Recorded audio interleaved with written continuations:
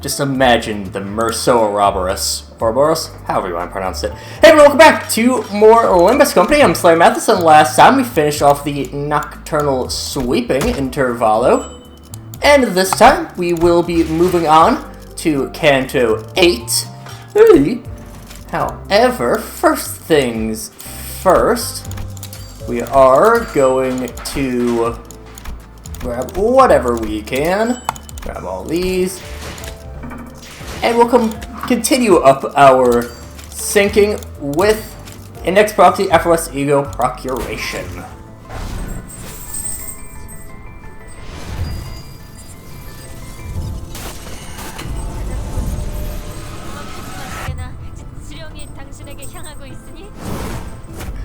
Jump scare! The second unit that we've had with Ego, first one being Dawn Office Sinclair, our good old Philip. We go over to Index Dawn. It is a syncing poise ID.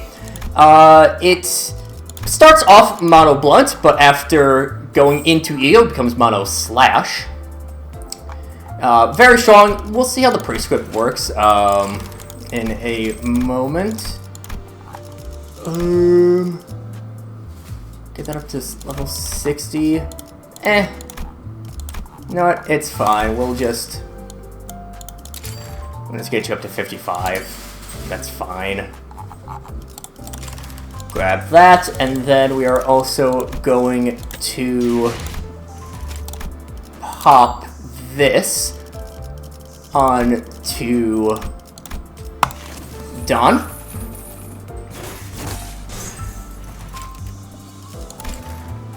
Now, I don't think this one spoils it, if it has much spoilers for Canto 9. If it does, you're not going to hear this. Whoever art thou? I was going to introduce myself as the proxy of the Index, the one who will guide you on to an abode of your dwelling. You call me Yi-Sang, should that be to your preference.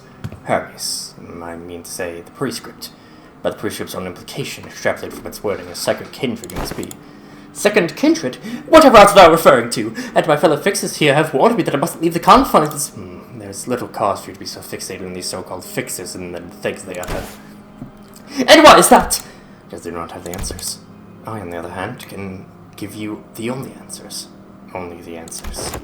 How is such a thing possible? You have endeavored to lull even the beckoning aroma of blood to silence. Thus were to speak upon a plane within your grasp. You might wish to think it this way. It is thanks to this device, the great magic beeper. Here, do you see it? Its beeps and bleeps carry along certain words to be displayed. Oh! Roshnante! Verily, indeed, I do not. This is not the right path. I wish to set forth an honor for the task which my master hath laid upon me, and yet the great magic beeper is still. This is it! Master, the ciphers, verily they appear too intricate. Should I by mischance let them slip from my memory, would I then be lost to this place forevermore? Biddies for naught here cause for your concern. Once you have carried out the prescript, the great magic beeper will lead you back home. You only gallop on to where the prescript points, or stride the saddle of Roshnante the faithful. Pray, what's thou open in store for me? 'Tis locked forbidding my passage. 'Tis a grievous hindrance indeed. I would fain step within. Roshnante, to cast all caution aside, charge forth with reckless abandon. 'Tis a thing most unwise. I am not well versed in the speechcraft of persuasion, but I am already aware of thy presence within. Perchance these lifeless bodies have struck fear into thee. Fear not, friend, thou needst not quake so. These were but unkind souls, most unkind. As I observed upon my way hither, I did notice the researchers here to be kind. Aye, they were kind, forsooth, each and all of them. Verily, I am quite fond of those who are kind. I pray thee open the door, I shall do thee no harm. I thought gone awry. You look as though you were sunk beneath the heavy gloom. Here's the memories of your disappointment a few months ago when you told me that you just ended the heroic fixes and the pages filled with thick flesh among those you met. Well, the other compatriots of mine at the House of Spiders. They need not lend their ears unto my voice. All they do is bully me.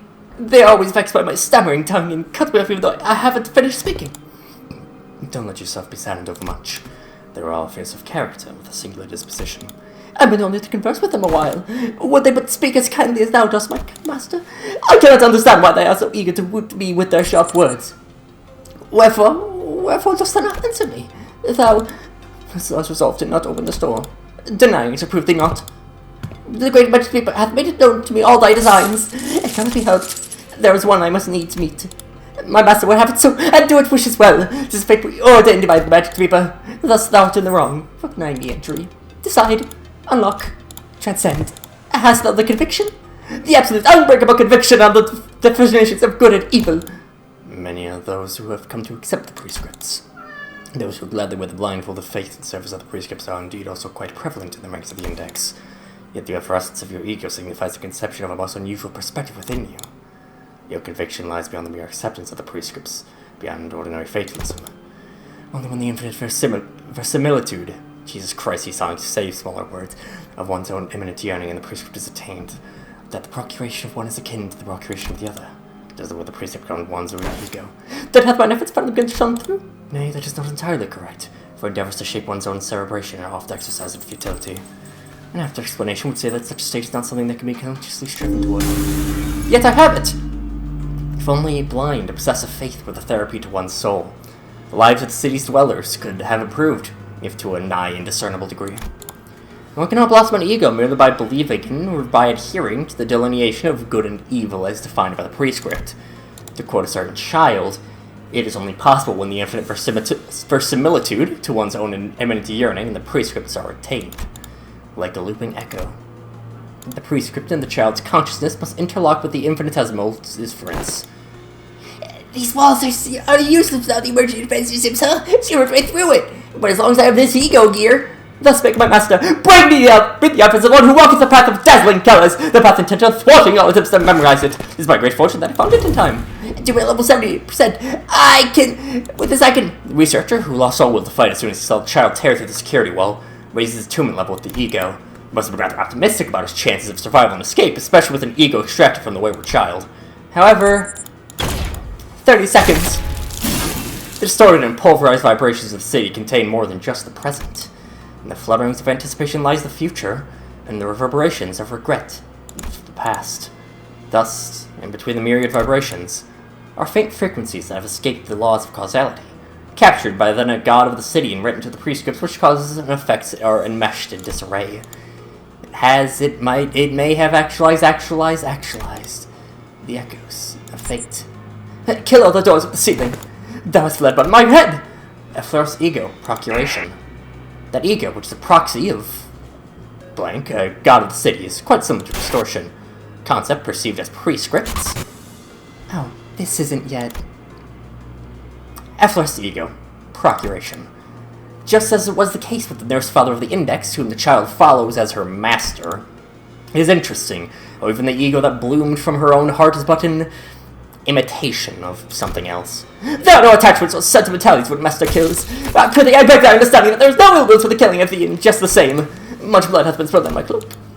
His head smashed to an unrecognizable mulch, the researcher slumps to the floor. The child takes the ego gear off the dead researcher for herself before looking around helplessly. She has come across a fork in the road. A choice must be made. To sally forth or to retreat. I would much prefer to sally forth, yet. The great Magic Reaper has spoken! I have to sally forth! Hast thou borne witness, O Roshante? Once again, the will of the prescript did align with mine own! The prescripts are a fascinating thing in the world of Project Moon. I love the idea of the Index. They are a bunch of creepy bastards, don't get me wrong. And shit's fucked, yo. But it still is, like, super cool. I love the Index so much. Almost at the funny number. And homeward bound. Let's go. Obviously, Hongyuan is gonna be our number one. I'm gonna grab you two there and there. We'll grab Thumb or so. We'll grab Dawn. This is, at this point, we do start getting 7 sinners that we can use at a time. And so we shall. Flowers wilt, petals fall. A drizzle of blossom sky blotting. Colors fade, fragrance dies. But who shall mourn the passing? To the garden I go. In hand, flower rake. Oh, at a pace. Last precious scap blossoms I make. Thus, in this troubled world I breathe, to shut my eyes, It's my sole reprieve. Little Bao, you must have walked or toiled tirelessly on your journey home. I would say I suffered much, grandmother. My days were always filled with new and interesting things to see. What are they talking about over there? Sitting so far apart that I can hardly hear them. Is even a dining table? Can't see you sitting at the other end from here. Is there anything bothering you, dear guest? If this humble servant can help with any— Oi! Don't bother me, alright? We're meal, meal. Can you please stop? No, nothing at all. Nothing's bothering us. Everything's good. Now, Bao, my boy. When will you introduce me to your new friends? Oh boy. I never know how to act in front of others' parents. Or should I look? Is it an appropriate size for a polite smile? I don't come across as too smarmy. Yeah, it's nothing to fuss over. I think this is your own place and enjoy your time here. Oh, thank you! This place is so huge I can hardly relax. I'm worried I might get lost going out for a cup of water. Ah, don't you worry. We have strategy people shelters located all around the house for that. I've started to visit them once a month to collect anyone who's unfortunately gotten lost. Still alive, that is. Oh, that has to be the funniest joke you've ever told. I was joking, but I'm glad you enjoyed it anyway. I must ask, Hongyuan, for I spy no other sibling of yours here. This is quite odd, for I thought this to be a welcoming party of your return. Hey, it's my welcoming party too! Besides, unless you think we'd ever want to see their stupid faces just to get mad. It's been like 10 whole years since we even shared a meal together. Oh, don't even think about trying to chat me up. Or forget what I said earlier. There's nothing between us anymore. We're enemies. Did we initiate the conversation though? Oh, I'm simply so glad that my son Bao has returned as a man who can now carry more than carry his own weight, and unharmed. So, dear Bao, I don't mean to rush, but when are you planning to depart again? Nothing's been decided yet, Mother. I see. I'm simply concerned that were your stay here to be prolonged, perhaps you might fade before your duties are complete. Do you not also agree, Venerable Xiaomu? Xiaomu. Indeed. Dear Bao, you are peerless treasure. Tarry not over long in this mundane world. Leave when the time is right, and fulfill your worth. Okay, Grandmother. Mother. Throughout the entire familial discussion, Honglu's expression remained the same, that tranquil, perpetual smile. Despite his return after years of wandering being met with the family's obvious push to make him leave again as soon as possible, he stands unaffected, as though we were expecting this gaudy yet hollow welcome. His attitude being so passive, I also had no choice but to watch as a bystander. A few hours ago, a palanquin will be here soon. A palanquin? So cool! She sounds like fancy ride? It's super Greg? Yeah, I saw it. You know, a palanquin or whatever it's called to give us a ride all the way to the mansion? Usual comedy pairs' desperate efforts to lighten the mood are particularly appreciated today, as tragically ineffective as they seem to be. Yes, the LCB and Xiaxi will be heading to Daguanyuan, Chinese, Jesus. Daguanyuan, where one of the most prominent families of age group reside. They've been sent a whole palanquin to pick us up. Huh. Don't the family already know that he'll be participating in the family hierarchy war? No, it's unlikely that they are aware. After all, can we assume that the most likely reason the company waited until the last minute to relay this order was to minimize the chance of information leakage. Therefore, it would be correct to presume that the palanquin is merely here as a gesture of welcome for Honglu and Xiaoxichun's return. Which means that only the invited, Honglu, Xiaoxichun, and their factions can ride the palanquin to Daguanyuan. Unfortunately, this means that the LCCB for Gillis and Karen won't be able to join you on this journey. That's too bad. I've been asked if we could all go there together. As petty as I remember from the seniors of our family, but kill them to house a handful more people in that humongous pork of a house? I don't think notice the difference. Oh my, how touching. Miss Xiaoxichun thinks she wants us too? What a thing to say to my face after that shameless backstabbing. And do any of you even comprehend what it means to participate in the great family hierarchy war? Do you even understand why we call it a war when the official name for it is an evaluation? You're risking your lives by getting involved in this. Once you get in there, you'll be stalked at every turn by people looking to kill you, including me. Remember how Wei saved your life back at that fake Jean? Now imagine the same scenario, except this time it could be Wei who's there to kill you. I must say ahead of time that this is a truly regrettable turn of events. I don't know wish I have to fight any of you, but Wei looks at us with an unfamiliar and cold, intense glare. Well, we very much feel the same way, so looks like we're on the same page there. Seems I'm also fair game. It's stabbing in the back again, literally this time. No, never! I would never even dream of doing something with Xiaoxichun ignore Sinclair's anxious pleas and look straight toward Honglu. This could be the last chance to change your mind, brother. And invite join my faction with a light heart. Besides the family hierarchy war, is there anything you can just flippantly decide you want to participate? I know the life you've lived, Yushin. I also grew up hearing those countless tales about the family hierarchy war just as you did.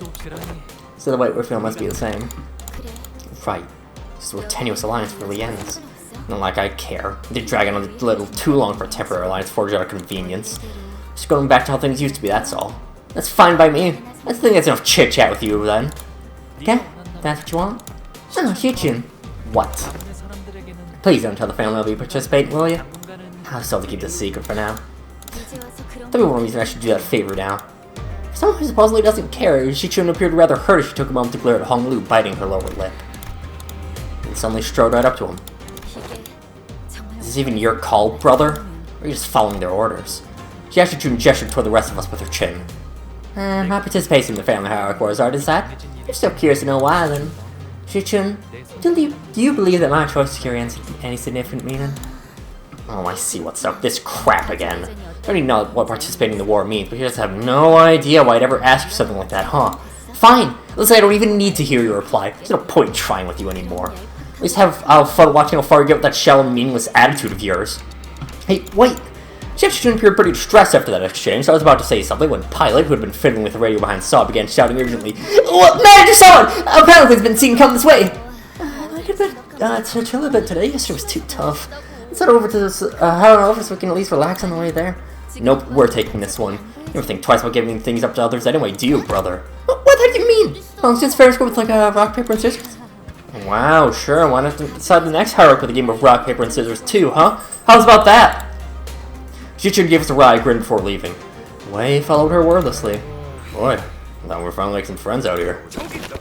Look, over there! There's a group waiting for a pallet queen! One of them must be the candidate the client told us about! Everyone, there's a group of hostile-looking people coming our way.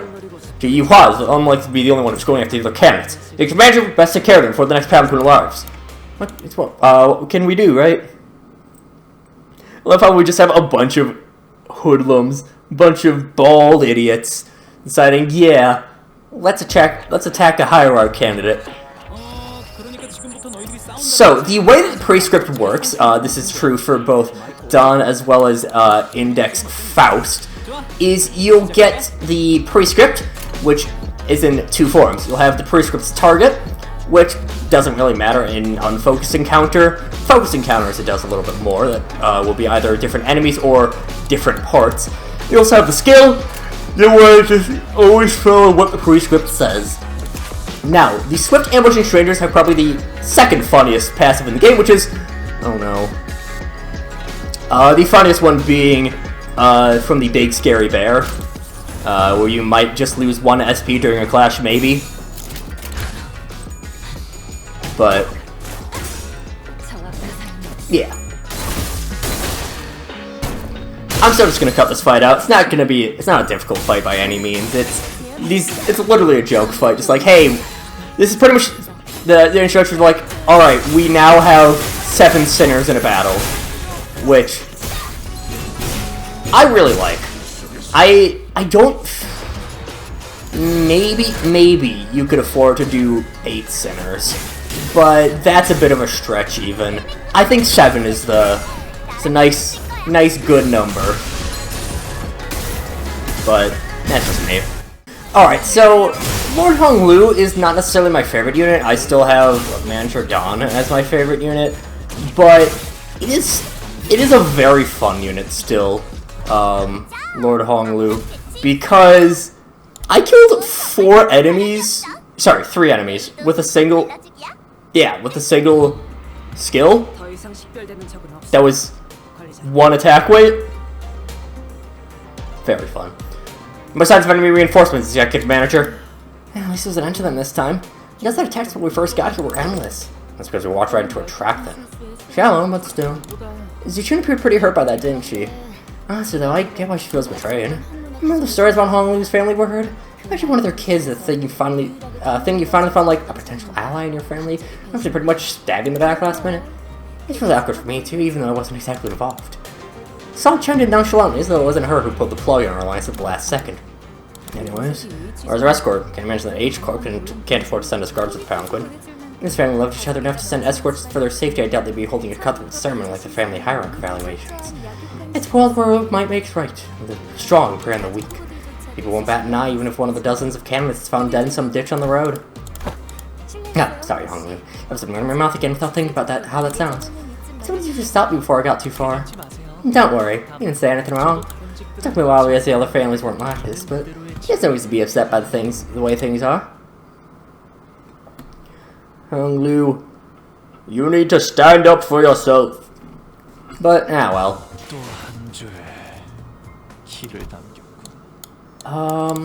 Yeah, we'll finish this one. Is that ominous metallic noise? God told me of bells. Bells with resonance unlike that of any other, unmarked by the clarity. This bell is muddled, as if it tolls for an ill fortune on the horizon. The bells were sure as it was down a reminder that I'm home again. These bells are told every once in a while. Here's resonance from anyone in Hongyuan. It's restructuring day. Restructuring day already. She trails off, unable to finish her sentences as the brutal scene unfolds behind us. Can I see this? Buildings are all starting to shift. Is this what I said? The buildings, all tethered to a complicated network of rails, were either rising or sinking into the earth. Movement has been observed from every building in the vicinity. Everything is changing. They look like shifting structures we had observed yesterday, but not as sweeping as this. What you saw last night must have been a premonition of the restructuring day, nudging some buildings to their positions for a smoother overall redistribution of space. Now this is a real deal. The whole mess was just a premonition.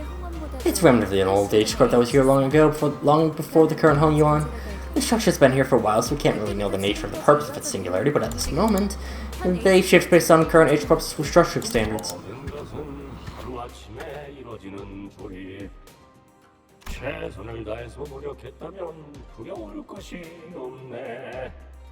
살만하지 않겠는가? 조금이라도 발붙일 자리가 생겼다는 건 만약 그게 아닌 자가 있다면 어쩔 수 있겠나?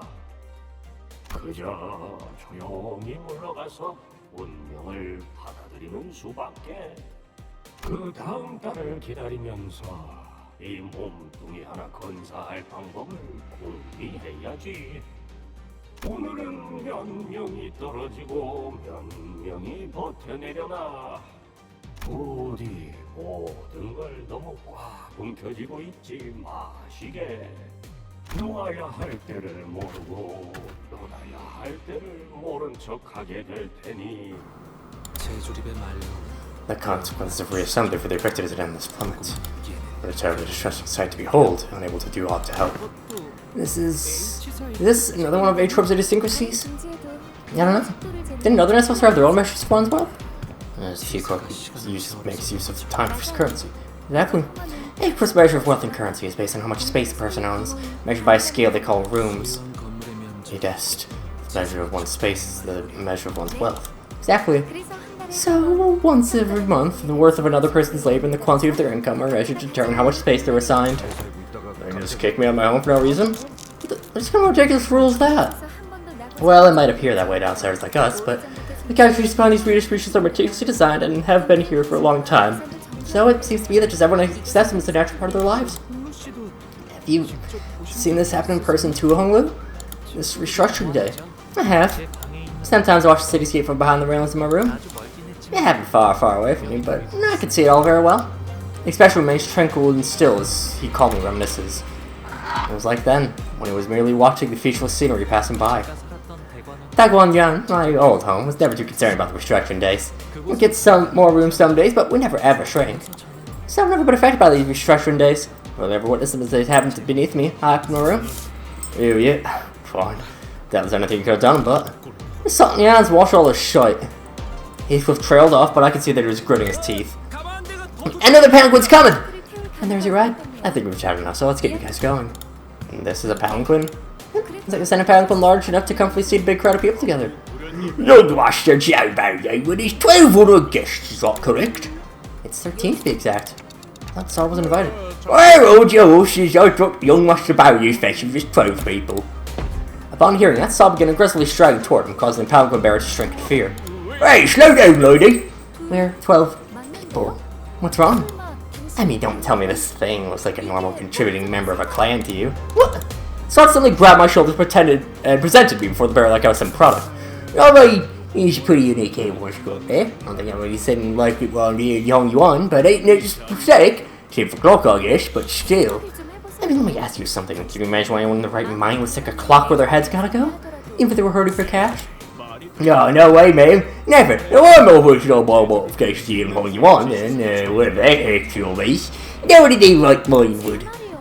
Exactly right. No idea what went down with this fellow here. Sure seems to have fallen on hard times. Too bad we live in a world where such misfortune could befall on a soul like them. Boy, oh boy, looks like this one's got scammed. That's a scam too. What other backstreets they got that from? Must be the winner scammed who did it. Tish, tish. Oh, look, the clock's even on time. This poor person's barely conscious. Look, all they can do is make these weird ticking noises because they don't even have a mouth. It was a pretty darn hurtful thing to say, but I decided not to take them at face value. It was pretty obvious what she was trying to do. Somebody tell Saul I'm getting dizzy. Good grief, you weren't kidding. They could have done something so awful. It's a real blessing that young Master Value's got such a kind-hearted soul. He simply cannot walk past a real timepiece emporium selling this human being like there's some toy or tool, so he picked them up to get their head replaced with something proper. Hongyuan's got more than enough resources for something like that, right? Oh, well, you're not wrong, then. That's why you swap up your old bodies on what the case to bury. New head for me? Right, see what I mean. So that's why they told you that this young Master Value only has 12 people in his faction, including yours truly. Well, I see your point, but we can't just... Let all of us aboard, yes. Our young master fully appreciates and understands the moral conundrum you find yourself in. So I'd like to offer you this tiny, tiny token of appreciation. Saw produced some bills from her pocket and smoothly slid into the pound bearer's own. Oh man, your lady, you really shouldn't do this, I really shouldn't. Another thing, I'm sure I don't need to tell you this, but if all this gets out, things might get pretty messy for the both of us. That doesn't have to happen, does it? Redeemable, remain. I'm going to spill out the goodness of my own after all. Where's the free ride for the downside, eh? And when the wife played close out the inches of a silver wallet. Alright, stop gossiping over there and get on board. We can pilot here alone. Pilot seemed to have noticed me staring in his direction. He stopped fidgeting with the radio and waved to us. Don't you worry about me. You have a safe trip over there. I've got some stuff to handle on the outside. His honor is more akin to an extravagant limousine than a pound. Vanilla champagne? Can I chug this? Of course not. Drinking while on missions. Okay. With a quick clap, Sard promptly put an end to the hubbub. The unexpectedly flashy appearance of Paladin caused. The Green shifted entirely to that of a calm and collected strategist? Perfect. Strategist! A far cry from the person who was chatting up a storm with the bear just a minute ago. Time to get to work, everyone. And we will see just what that work is next time. But until then, see you guys later.